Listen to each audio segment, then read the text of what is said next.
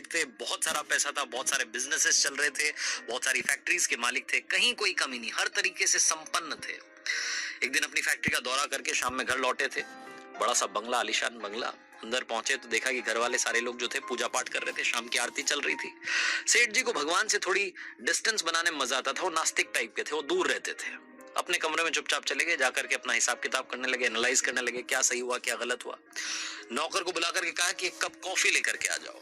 नौकर गया कॉफी तैयार करने के लिए। अचानक से सेठ जी को दर्द होने लगा सीने में, बेचैनी महसूस होने लगी। वापस नौकर को बुलाया और कहा कि एक काम करो, फटाफट से डॉक्टर्स को बुलाओ, कॉफी बाद में बनाना। उस सिटी के जो टॉप हॉस्पिटल के डॉक्टर्स थे वो सारे के सारे आए, आकर के जांचें करी, बहुत सारी रिपोर्ट्स आई। मालूम चला कि सेठ जी हर तरीके से परफेक्टली फाइन थे। सेठ जी ने कहा कि मुझे तो अभी भी बेचैनी हो रही है, मेरे लिए तो दवाइयां लिखी। डॉक्टर्स ने कहा कि आप ठीक हैं, कहां परेशान हो रहे हैं।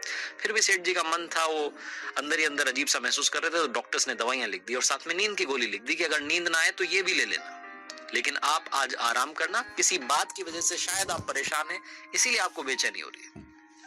नौकर ने खाना तैयार किया, दवाइयां लेकर के आ चुका था। सेठ जी ने दवाई ली, सोने के लिए बिस्तर पर चले गए, लेकिन नींद नहीं आ रही थी, करवट बदल रहे थे। बिस्तर से उठ करके वो नींद की गोली भी ले ली, लेकिन तब भी नींद नहीं आ रही थी। बहुत देर हो गई थी। घड़ी उठा करके देखा तो रात की 3 बज रही थी। सन्नाटा था, हर तरफ शांति थी। उन्हें लगा कि इस बंद कमरे में शायद घुटन हो रही होगी। कमरे से बाहर निकले, अपने आलीशान बंगले के बगीचे में गए, गार्डन में जाकर के टहलने लगे, लेकिन वो वहां भी उन्हें सुकून नहीं आ रहा था। उन्होंने सोचा कि थोड़ा बाहर टहल करके आता हूँ। घर से बाहर निकल गए, कॉलोनी में सड़क पर टहलते टहलते दूर चले गए।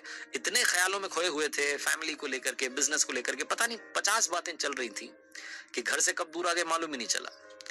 सड़क किनारे एक चबूतरा था, वहां जाकर के बैठ गए, चप्पल नीचे उतार दी, आराम से बैठे थे। उसके बाद में अपने बचपन को याद करने लगे, उन दिनों को याद करने लगे जब स्ट्रगल किया करते थे, जब लाइफ में कुछ नहीं था। वो सारे दिन याद आने लगे।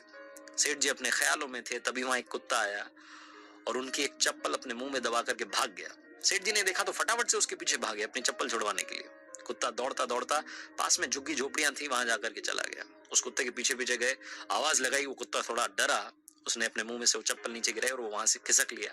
सेठ जी ने दूसरी वाली चप्पल भी पहनी और वापस अपने घर के लिए आने के लिए तैयार थे। उन्हें याद आया कि घर भी तो चलना है, कितनी देर से बाहर बैठा हूं। तभी उन्हें किसी के रोने की आवाज आने लगी। सेठ जी ने आसपास देखा तो एक झोपड़ी में से रोने की आवाज आ रही थी, एक महिला के रोने की आवाज आ रही थी। तकरीबन सुबह के 4 बज रहे होंगे, काफी देर हो चुकी थी। सेठ जी ने सोचा कि क्या करूं, जाकर के पूछूं क्या बात है या फिर अपने घर चले जाऊं। उनके मन ने कहा कि घर चलते हैं, कहां फालतू के पंगे में पड़ना है, अपना काम करते हैं, अपन अपने काम से काम रखते हैं। सेठ जी घर की तरफ चलने के लिए आगे बढ़े, 4-5 कदम आगे बढ़ाए। फिर मन में दूसरा ख्याल आया कि एक बार जाकर के पूछ तो लूं, पता तो कर लूं कि बात क्या है। उस झोपड़ी के पास गए, झांक करके देखा तो अंदर वाकई में एक महिला रो रही थी। दीवार से, वो जो झोपड़ी की दीवार थी, उससे सर पटक पटक के रो रही थी। सेठ जी ने हिम्मत करके दरवाजा खटखटाया, उस महिला ने दरवाजा खोला। सेठ जी ने सबसे पहले तो कहा कि बहन जी माफ करना, गलत मत सोचना, मैं बस यहाँ से गुजर रहा था, मुझे आपके रोने की आवाज आई। क्यों रो रही हैं आप, क्या बात है, क्यों परेशान है? तो उस महिला ने बताया कि बाबूजी क्या बताऊं, यहाँ पर आप देखिए मेरी 7 साल की बच्ची है, सोई हुई है जमीन पर, ये बीमार है। डॉक्टर्स कह रहे हैं कि इसके ऑपरेशन के लिए बड़ा खर्चा होगा, लेकिन कोई मुझे पैसे नहीं दे रहा है, मदद करने के लिए तैयार नहीं है। सेठ जी ने कहा तो इसमें रोने से क्या होगा, रोने से आपको थोड़ा ना पैसा मिल जाएगा, रोने से कोई थोड़ा ना आपकी मदद कर देगा। और ये सुबह सुबह क्या रो रही हैं आप, इससे कुछ नहीं होने वाला। आपको मदद मांगनी है तो जहां आप काम करती है, कहाँ आप काम करती हैं? तो उस महिला ने बताया कि मैं तो घर घर जाकर के झाड़ू पोछा करती हूँ। तो सेठ जी ने कहा कि उनसे मदद मांग लेती है, रोने से कुछ नहीं होने वाला। तो उस महिला ने कहा कि रो तो इसलिए रही थी क्योंकि कल एक बाबा जी यहाँ से निकले थे। उन्होंने कहा था कि बेटा सुबह 4 बजे कल रोना शुरू करना और ऊपर वाले को याद करना, लगातार प्रार्थना करना, देखना चमत्कार होगा। इसलिए मैं रो रही थी कि शायद वो बाबा जी की बात सच हो जाए, शायद ऊपर वाला मेरी सुन ले। सेठ जी ने जब ये सुना तो उनका दिल पिघल गया। उन्होंने फटाफट से कॉल किया, एम्बुलेंस आई, डॉक्टर्स को कॉल कर दिया कि इस बच्ची का ऑपरेशन होना है, जितना खर्चा होना है वो सब आप मुझसे लेना, आप इस बच्ची को ठीक कर दो, स्वस्थ कर दो। और उस महिला को कहा कि आप कल से ही मेरे यहाँ पर आकर के नौकरी शुरू कीजिए, मेरे पास बहुत सारी फैक्ट्रीज हैं, आपको जहां काम करना है वहां काम करना। उस महिला के रहने के लिए अपना सर्वेंट क्वार्टर भी दे दिया। सेठ जी की जो बेचैनी थी वो तो उसी वक्त खत्म हो गई थी जब उन्होंने एम्बुलेंस को कॉल किया था, डॉक्टर से बात की थी। लेकिन मन में एक शंका थी, एक डाउट था जो लगातार चल रहा था।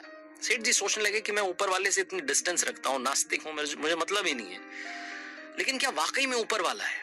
ये क्या चक्कर है कि वो बाबा जी ने कहा कि 4 बजे रोना शुरू करना, मैं वहां पर किस्मत से पहुंच गया और उस महिला की मैंने मदद कर दी। सेठ जी के मन में 50 ख्याल आने लगे। फिर दूसरा ख्याल आया कि अगर वाकई में ऊपर वाला है तो हम ये नीचे वाले जो लोग हैं ये क्यों लड़ रहे हैं, वो क्यों हमें लड़ा रहा है धर्म के नाम पर, जात पात के नाम पर। उस महिला से ना तो मैंने जाति पूछी, ना उसने मेरी जाति पूछी, ना हमने एक दूसरे की जाति पूछी, ऊपर वाले ने भी हमारी जात पात के बारे में नहीं सोचा, बस मुझे जरिया बना करके वहां भेज दिया। सेठ जी को उस दिन समझ में आया कि लाइफ में वो काम में बड़ा विश्वास रखते थे कि कर्म किए जाओ, वो काम करेंगे तो रिजल्ट मिलेगा, काम करेंगे रिजल्ट मिलेगा। उस दिन एक और बात समझ में आई कि काम के साथ साथ, वर्कहोलिक होने के साथ साथ दूसरों की मदद करना, वो ह्यूमैनिटी का भाव रखना भी बहुत जरूरी है। सेठ जी को उस दिन समझ में आया कि जब मैंने किसी की मदद करी तो मुझे सुकून मिला, वो जो अंदर की बेचैनी थी वो खत्म हो गई। दुनिया में ऊपर वाले ने सिर्फ एक धर्म बनाया जिसे ह्यूमैनिटी कहते हैं, मानवता कहते हैं, इंसानियत कहते हैं। ये कहानी काफी कुछ सिखाती है। पहली बात तो सिखाती है कि अगर आप भरोसा रखेंगे तो चमत्कार जरूर होगा। दूसरी बात सिखाती है कि जिंदगी में एक दूसरे की मदद करते चलेंगे तो आपकी मदद अपने आप ऊपर वाला करेगा। और तीसरी सबसे बड़ी बात सिखाती है कि जिंदगी में ज्ञान बांटने से हमेशा कुछ नहीं होता, मुस्कान